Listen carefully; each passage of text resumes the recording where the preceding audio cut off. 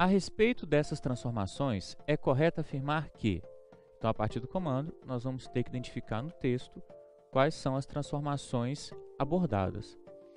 Podemos dizer que, na segunda metade do século XIX, iniciou-se a era do petróleo e da eletricidade, a partir de 1870. Principalmente, houve não só uma gigantesca expansão da economia mundial, firmemente sustentada na industrialização de numerosos países, como a aceleração da produção de mercadorias e grande concentração de capitais de investimento. Então perceba que as transformações que estão sendo abordadas no contexto de 1870, que é a segunda metade do século XIX, estão associadas ao que nós chamamos de Segunda Revolução Industrial. Bom, a partir dessa análise, vamos para as alternativas. Alternativa A: marcar a passagem do sistema de produção artesanal para o sistema de produção fabril, concentrando-se principalmente na produção têxtil destinada ao mercado interno. A alternativa A ela está errada, porque ela está focando em características ou algumas das características da primeira Revolução Industrial, que está ali em meados do século XVIII, início do século XIX, e que vai ter como foco o contexto inglês. E aqui o texto está focando no contexto de Segunda Revolução Industrial, o que faz com que, mais uma vez, a alternativa A esteja errada. Alternativa B: demonstraram o declínio do capitalismo monopolista, com a perda de poder das grandes corporações e a sua substituição por um sistema de livre concorrência.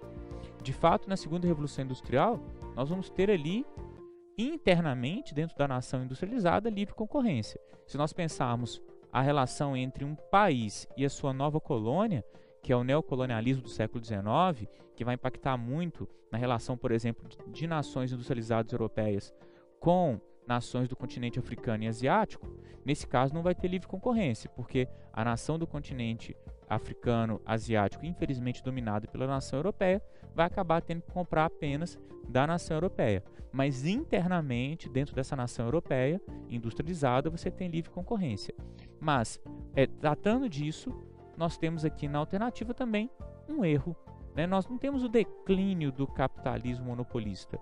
Nós vamos ter ali uma expansão do capitalismo monopolista dentro desse contexto de neocolonialismo, o que faz com que a alternativa B esteja errada.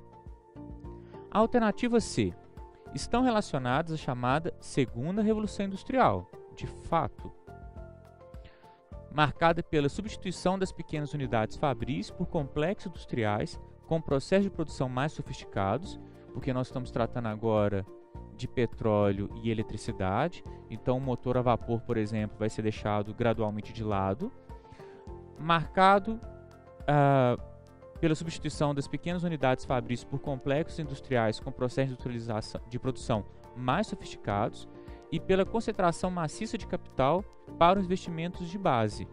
E aí, quando nós pensamos esses investimentos de base, nós estamos tratando ali da exploração, por exemplo, do petróleo, do minério, que vai ser a base para as grandes indústrias, e essas grandes indústrias, primeiro produzindo maquinário e depois produzindo bens de consumo, o que faz com que a alternativa C esteja correta. A alternativa D: ficaram restritas à Europa, não chegando a atingir os Estados Unidos, que só se industrializaram a partir do período pós-guerra. A alternativa D está errada. Os Estados Unidos eles vão alcançar já na década de 70 o maior PIB mundial, e o processo de industrialização dos Estados Unidos está diretamente associado à vitória dos nortistas contra os sulistas na Guerra de Secessão, ainda na década de 60. Então os Estados Unidos participaram sim da Segunda Revolução Industrial no contexto do século XIX, o que faz com que a alternativa D esteja errada. A alternativa E: tornaram possível prescindir de mercados fornecedores de matérias-primas em vista das transformações tecnológicas ocorridas, o que fortaleceu o isolamento da Europa. Pelo contrário, a Europa ela não vai se isolar.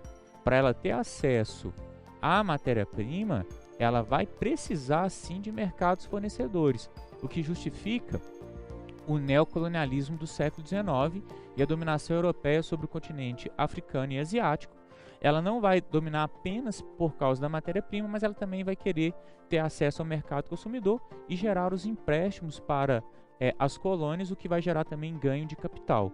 Então, somado tudo isso, faz com que a alternativa E esteja errada.